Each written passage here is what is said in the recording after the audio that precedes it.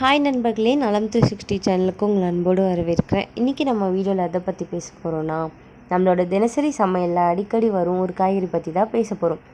அது வேறு எதுவும் இல்லைங்க, லேடிஸ் ஃபிங்கர். ஆமாங்க, வெண்டைக்காய். இதை பலரும் ஒக்ரா அப்படின்னு சொல்லுவாங்க. சாம்பார், குழம்பு, பொரியல், பஜ்ஜி, அவியல்னு எல்லா விதத்துலேயும் சுவையாக பயன்படுத்தக்கூடிய ஒரு காய்கறி தான் இது. பொதுவாக நம்மளோட வீடுகளில் பெரியவங்க வெண்டைக்காயை அதிகம் சாப்பிட்றதால கணக்கு நல்லா போட முடியும் அப்படின்னு சொல்லி நம்மளை அதிகமாக உணவில் சேர்த்துக்க சொல்லுவாங்க. காய்களில் ஒன்றான இந்த வெண்டைக்காய் இந்தியாவில் பிண்டி, ஓக்ரா, ஆங்கிலத்தில் லேடிஸ் ஃபிங்கர், பெண்களின் விரல்களை போல் மென்மையாக இருக்கிறதாலையும் இளமையாக இருப்பதாலையும் இதுக்கு இந்த பெயர் வந்துச்சுன்னு சொல்கிறாங்க. எண்ணற்ற ஆரோக்கிய நன்மைகளை கொண்ட இந்த வெண்டைக்காய் உலகத்தில் பல்வேறு நாடுகளில் விளையுது. இந்தியாவில் அதிகம் உட்கொள்ளப்பட்டும் காய்களில் ஒன்றாக இந்த வெண்டைக்காய் இருக்குது. இதோட நன்மைகள் என்னென்ன, இதை யாரெல்லாம் சாப்பிடணும், யாரெல்லாம் தவிர்க்கணும்னு சொல்கிறேன், மறக்காமல் நோட் பண்ணி வச்சுக்கோங்க. அதுக்கு முன்னாடி நலம் 360 சேனலை சப்ஸ்கிரைப் பண்ணாதவங்க சப்ஸ்கிரைப் பண்ணிக்கோங்க, மறக்காமல் பெல் ஐக்கானை ப்ரெஸ் பண்ணிக்கோங்க. வாங்க வீடியோக்குள்ளே போகலாம். ஃபஸ்ட்டு 100 கிராம் வெண்டைக்காயில் எவ்வளோ ஊட்டச்சத்துக்கள் இருக்குதுன்னு தெரிஞ்சுக்கலாம்.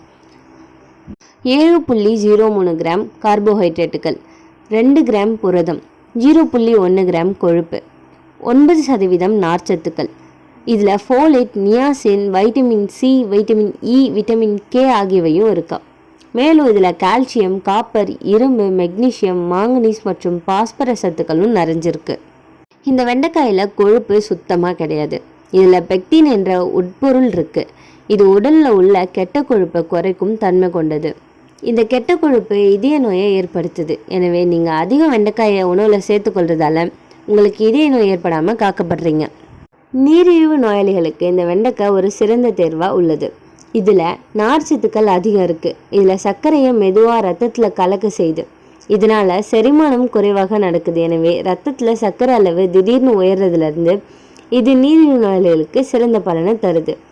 சர்க்கரை நோயாளிகள் வெண்டைக்காயை வெட்டி தண்ணீரில் ஒரு இரவு ஊற வச்சு அந்த தண்ணீரை அடுத்த நாள் பருகி வந்தால் நீரிழிவு நோய் கட்டுப்படுத்தப்படும் அப்படின்னு சொல்லப்படுது. மேலும் பச்சையாக சாப்பிட்றது மூலம் உடல்களுக்கு எண்ணற்ற நன்மையை இது அளிச்சிட்டு வருது. மற்ற காய்கறிகளை விட வெண்டைக்காயில் அதிக அளவில் ஆன்டிஆக்சிடென்ட்கள் இருக்குது. ஆன்டிஆக்சிடென்ட்கள் உங்கள் உடலில் செல்களில் ஆக்சிடேட்டில் அழுத்தம் ஏற்படாமல் தடுக்குது. இதனால் புற்றுநோய் ஏற்படும் ஆபத்து குறையப்படுது. இதில் உள்ள உயர் நார்ச்சத்துக்கள் ஆரோக்கியமான செரிமான மண்டலத்தை கொடுக்குது. இது குடல் புற்றுநோயையும் தடுக்குது. வெண்டைக்காயில் அதிக அளவு வைட்டமின் சி சத்துக்கள் இருக்குது. இது உடலில் நோய் எதிர்ப்பாற்றலை அதிகரித்து பொதுவான தொற்றுக்களை தடுக்குது. 100 கிராம் வெண்டைக்காயில் தினமும் சாப்பிட்றதால வைட்டமின் சி சத்தில் 40% நமக்கு கிடைக்கப்படுது. வெண்டைக்காயில் அதிக அளவில் வைட்டமின் கே, ஃபோலேட் மற்றும் இரும்பு சத்துக்கள் இருக்குது. இது இரத்தத்தோட ஆரோக்கியத்தை அதிகரிக்குது. அதோட அனிமியாவையும் தடுக்குது. 100 கிராம் வெண்டைக்காயில் 33% கலோரி மட்டும்தான் இருக்குது. இதனால் உடல் எடை குறைக்க விரும்புகிறவங்களுக்கு இது ஒரு நல்ல தேர்வாக இருக்குது. இதில் உள்ள உயர் நார்ச்சத்துக்கள் உங்களுக்கு நீண்ட நேரத்துக்கு வயிறு நிறைஞ்ச உணவை தடுக்குது. இதனால் நீங்கள் அதிக கலோரிகள் சாப்பிட்றதுலேருந்து தடுக்கப்படுறீங்க. உடல் எடையும் சீக்கிரமே குறையும்.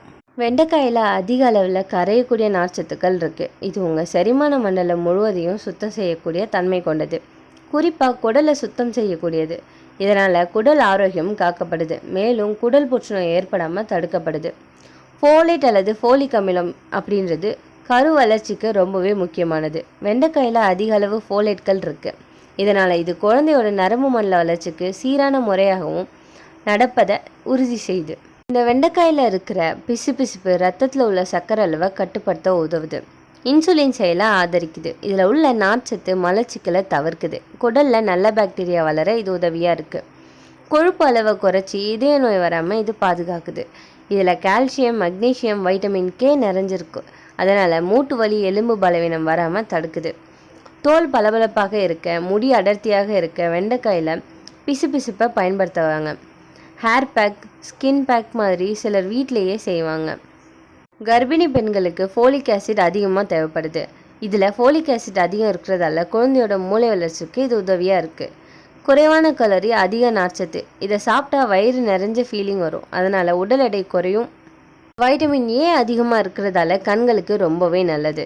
இதில் கவனிக்க வேண்டிய விஷயம் என்னென்னா, அதிகமாக சாப்பிட்டா வாயு தொல்லை ஏற்படும். கேஸ், ப்ளோட்டிங் வரவும் வாய்ப்பு இருக்குது. சிறுநீரக கற்கள் பிரச்சனையும் ஏற்படலாம். ஆக்சலேட்ஸ் இருப்பதால் ஸ்டோன் இருக்கிறவங்களுக்கு கவனமாக இதை சாப்பிடணும். இதில் அதிக பிசுபிசுப்பு ஒரு சிலருக்கு பிடிக்காது. அதிகமாக சாப்பிட்டா ஜீரண பிரச்சனையும் ஏற்படலாம். அலர்ஜி பிரச்சனை ஒரு சிலருக்கு இச்சிங் அல்லது ஸ்கின் அலர்ஜி வரலாம். சர்க்கரை நோயாளிகள் வெண்டைக்காய் வாட்டரை அதிகமாக குடித்தா சில சமயம் சர்க்கரை அளவு திடீர்னு குறையும். வெண்டைக்காய் சாப்பிட்டா கணக்கு நல்லா வரும் அப்படின்னு பழைய காலத்தில் பெரியவங்க சொல்லுவாங்க. ஸ்கூல் படிக்கிறவங்க கூட கணக்கு நல்லா வரணுன்றதுக்காக இந்த வெண்டைக்காயை ரொம்பவே விரும்பி சாப்பிட்ற நம்பிக்கையும் அந்த காலத்தில் இருந்துட்டு வந்திருக்கு. இந்த வெண்டைக்காயை வாங்கும்போது அதோட பின்னை கிள்ளி பார்த்துட்டு இளம் வெண்டைக்காயாக இருக்குதான்னு பார்த்துட்டு அதுக்கப்புறம் தான் இதை வாங்கணும். இதை வறுத்து சாப்பிடும்போது உங்கள் உடலில் கொழுப்பு அதிகரிக்க செய்யுது. எனவே வேக வச்சு சாப்பிட்றது ரொம்பவே நல்லது. இது சாம்பார், சூப், கொடமிளகாயோட வறுவல் அப்படின்னு பல்வேறு வழிகளில் நம்மளால் உட்கொள்ள முடியும். வெண்டைக்காயை வேக வைக்கிறதுக்கு முன்னாடி அதை எண்ணெயில் வறுக்க வேண்டும். அப்போது தான் அதோட பிசுபிசுப்பு தன்மை குறையும். இந்த வெண்டைக்காய் நம்ம வீட்லேயே சுலபமாக கிடைக்கிற சத்தான காய்கறியில் ஒன்று. நன்மைகள் நிறைய இருக்குது. ஆனால் அளவோடு சாப்பிட்டா தான் உடலுக்கு நல்ல பலன் தரும். அதிகமாக சாப்பிட்டா தீமை, அளவோடு சாப்பிட்டா நன்மை. இதுதான் ரகசியம். உங்களில் எத்தனை பேர் வெண்டைக்காய் சாப்பிட்றத வழக்கமாக வச்சுருக்கீங்கன்னு கமெண்ட்டில் சொல்லிவிடுங்க. இந்த வீடியோ உங்களுக்கு பிடிச்சிருந்துச்சுன்னா லைக் பண்ணுங்கள், ஷேர் பண்ணுங்கள். மறக்காமல் நம்ம சேனலை சப்ஸ்கிரைப் பண்ணுங்கள். இன்னொரு அற்புதமான வீடியோவில் உங்களை சந்திக்கிறேன். பை.